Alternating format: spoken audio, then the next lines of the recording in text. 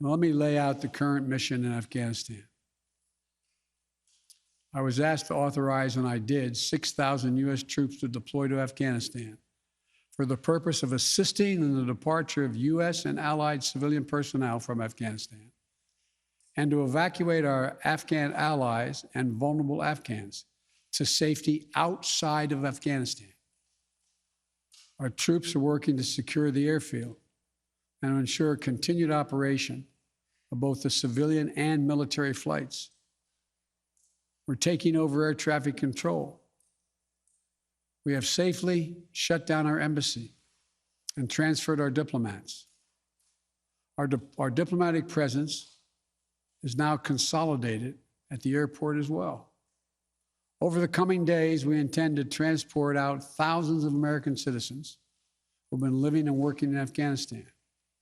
We'll also continue to support the safe departure of civilian personnel, the civilian personnel of our allies who are still serving in Afghanistan. Operation Allies Refugee, which I announced back in July, has already moved 2,000 Afghans who are eligible for special immigration visas and their families to the United States. In the coming days, the U.S. military will provide assistance to move more SIV-eligible Afghans and their families out of Afghanistan. We're also expanding refugee access to cover other vulnerable Afghans who worked for our embassy, U.S. non-governmental agencies, or U.S. non-governmental organizations, and Afghans who otherwise are at great risk, in U.S. news agencies.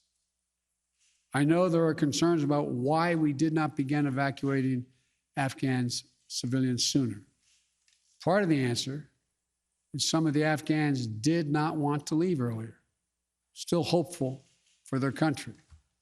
And part of it because the Afghan government and its supporters discouraged us from organizing a mass exodus to avoid triggering, as they said, a crisis of confidence. American troops are performing this mission as professionally and as effectively as they always do, but it is not without risks. As we carry out this departure, we have made it clear to the Taliban, if they attack our personnel or disrupt our operation, the U.S. presence will be swift and the response will be swift and forceful. We will defend our people with devastating force if necessary. Our current military mission will be short in time, limited in scope, and focused in its objectives. Get our people and our allies as safely as quickly as possible. And once we have completed this mission, we will conclude our military withdrawal. We will end America's longest war after 20 long years of bloodshed. The events we're seeing now are sadly proof that no amount of military force would ever deliver a stable, united, secure Afghanistan, as known in history as the graveyard of empires. What's happening now could just as easily happen 5 years ago or 15 years in the future. We have to be honest. Our mission in Afghanistan is taking many missteps, made many missteps over the past 2 decades. I'm now the 4th American president to preside over war in Afghanistan, 2 Democrats and 2 Republicans. I will not pass this responsibility on to a 5th president. I will not mislead the American people by claiming that just a little more time in Afghanistan will make all the difference. Nor will I shrink from my share of responsibility for where we are today and how we must move forward from here. I am President of the United States of America, and the buck stops with me.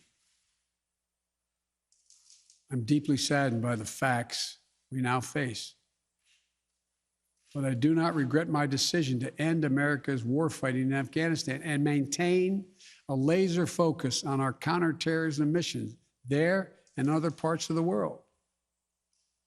Our mission to degrade the terrorist threat of al-Qaeda in Afghanistan and kill Osama bin Laden was a success.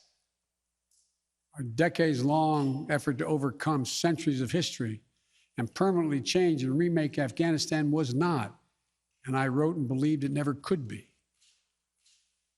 I cannot and will not ask our troops to fight on endlessly in another country's civil war, taking casualties, suffering life-shattering injuries, leaving families broken by grief and loss.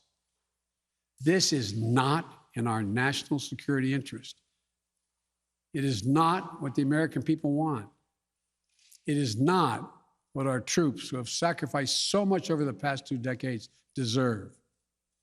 I made a commitment to the American people when I ran for president that I would bring America's military involvement in Afghanistan to an end. While it's been hard and messy, and yes, far from perfect, I've honored that commitment. More importantly, I made a commitment to the brave men and women who serve this nation that I wasn't going to ask them to continue to risk their lives in a military action that should have ended long ago. Our leaders did that in Vietnam when I got here as a young man. I will not do it in Afghanistan. I know my decision will be criticized, but I would rather take all that criticism than pass this decision on to another president of the United States, yet another one, a 5th one, because it's the right one, it's the right decision for our people, the right one for our brave service members who risk their lives serving our nation, and it's the right one for America. Thank you. May God protect our troops, our diplomats, and all brave Americans serving in harm's way.